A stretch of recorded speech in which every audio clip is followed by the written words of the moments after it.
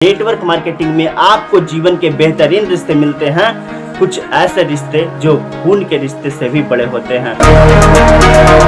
काव्या और राहुल दोनों बचपन के बहुत ही अच्छे दोस्त थे। अब प्लान दिखाने के ठीक एक दिन बाद जब काव्या ने राहुल को कॉल की तो राहुल ने काव्या का कॉल रिसीव ही नहीं किया।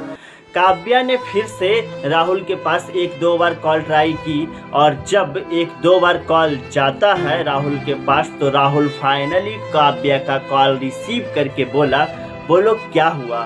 तब काव्या बोलती है कि राहुल और बताओ सब खैरियत तो है ना। अब राहुल बोलता है कि हाँ सब ठीक ठाक है, बताओ कॉल क्यों की हो तुम। अब काव्या फिर से बोलती है कि कल जो मैंने तुम्हें प्लान बताया था उसके बारे में तुमने क्या डिसीजन लिया, उसके बारे में तुमने क्या सोचा। तब राहुल ने कहा कि देखो मैं तुमसे सीधे सीधे बोल दूं कि मैं ना इन जोड़ने जोड़ाने वाले धंधों में नहीं पड़ने वाला और मुझे पता है कि लोगों को बेवकूफ़ बनाने वाला धंधा है और मैं ये सब बिल्कुल भी नहीं करने वाला हूँ। यहाँ पर काव्या को थोड़ा सा दुख जरूर हुआ क्योंकि राहुल उसके बचपन का दोस्त था और काव्या चाहती थी कि राहुल उसके साथ मिलकर इस बिजनेस में आगे काम करे और दोनों मिलकर आगे बढ़ें। यहाँ पर काव्या ने एक छोटा सा सवाल कर ली कि चल ठीक है तुम नेटवर्क मार्केटिंग नहीं करोगे तो क्या करोगे, ये धंधा अगर खराब तेरी नज़र में लगता है। तो राहुल ने कहा देखो मैं शेयर मार्केट कर लूँगा, मैं पैसे कहीं से कमा लूँगा, लेकिन ये कितना छोटा काम है, ये कितना नीच काम है, लोगों को बेचना कुछ, ये ना मुझसे ये नहीं होने वाला है, ये जोड़ने वाला काम मुझसे नहीं होगा।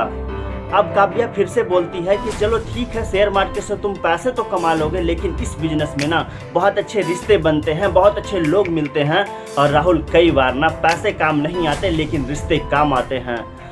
तो यहाँ पर राहुल ने कहा कि चलो देखो तुम ना मुझे बनाओ मत, हाँ मैं सब जानता हूँ कि तू चाहती क्या है, तू बस इतना चाहती हो कि मैं जुड़ जाऊँ, तो मैं तेरी सुनने वाला नहीं हूँ। और सुन आज के बाद ना कॉल मत करियो, मुझे अच्छे से पता है मुझे क्या करना है और क्या नहीं करना है, कम से कम ये धंधा तो मैं कभी ना करूँ। और लोग तुम लोगों की बात कर रही हो, नेटवर्क मार्केटिंग के लोग कितने स्वार्थी होते हैं ना, तू मुझे मत बता, और तुम सब लोग सिर्फ और सिर्फ पैसे के लिए काम कर रहे हो। और इतना कहकर राहुल ने कॉल कट कर दिया। काव्या को यहाँ पर थोड़ा सा दुख जरूर हुआ क्योंकि काव्या चाहती थी कि राहुल उसके साथ आगे बढ़े, लेकिन फिर भी इसके पास कोई ऑप्शन नहीं था। इसने उसको कॉल करना बंद कर दी क्योंकि ये नहीं चाहती थी कि जो दोस्ती है वो भी टूट जाए। और फाइनली काव्या अपने कामों में जोरों शोरों से लग गई। अब लगभग 1-1.5 महीने के बाद एक दिन रात के लगभग 11-12 बजे के आसपास राहुल का कॉल काव्या के पास जाता है। जैसे ही काव्या ने कॉल देखी वो समझ गई कि ये कॉल किस बारे में हो सकता है, क्योंकि इससे पहले दोस्तों, इससे पहले राहुल ने उसे 1-2 बार कॉल किया था और वो कॉल तब करता था ना जब कोई नेटवर्क मार्केटिंग से रिलेटेड निगेटिव वीडियो आती थी, तो बड़े मज़ा लेता था, बड़े ही चुस्किए लेता था कि देखी ये वीडियो देख ले, एक बार जाकर देख ले इस चैनल पे, देख कैसे लोगों को बजा डाली है, अभी भी तू कर रही है। तो काव्या समझ गई कि फिर से कुछ न कुछ यही मामला है, लेकिन फिर भी उसने कॉल रिसीव की। और जैसे ही काव्या ने कॉल रिसीव की राहुल थोड़ा सा घबराया हुआ था, मामला कुछ और था। राहुल की आवाज़ में एक बहुत ही गड़बड़ाहट थी और उसने कहा कि काव्या सुनो, अभी मैं इस हॉस्पिटल में हूँ और मेरी माँ को ब्लड की ज़रूरत है, मेरी माँ बीमार है और अचानक से अभी ब्लड चाहिए ही चाहिए और हमें मिल नहीं रहा और ये बी नेगेटिव ब्लड है। काव्या ने सीधे कही कि देखो तुम जहाँ भी हो जल्दी से मुझे एड्रेस भेजो और तुम टेंशन मत लो, हम 10 से 15 मिनट में वहाँ पर पहुँच जाएंगे, बस तुमने जो हॉस्पिटल बताया ना वो कहाँ पे है मैं जानती हूँ, लेकिन फिर भी एक बार लोकेशन भेज दो।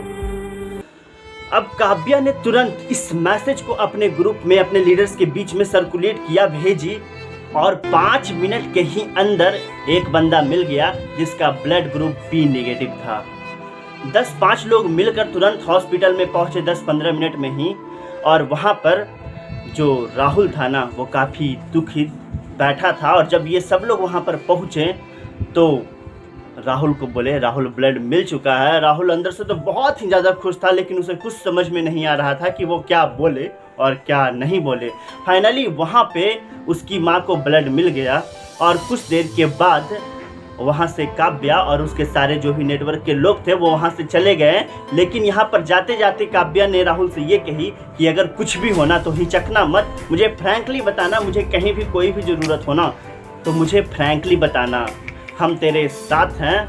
और ये कहकर वहाँ से लोग चले जाते हैं। और 1 से 2 दिन के बाद जब उसकी माँ डिस्चार्ज हो रही थी ठीक हो करके ना, तो डॉक्टर ने राहुल से कहा कि अगर सही टाइम पे आपकी माँ को ब्लड ना मिलता तो कुछ भी हो सकता था।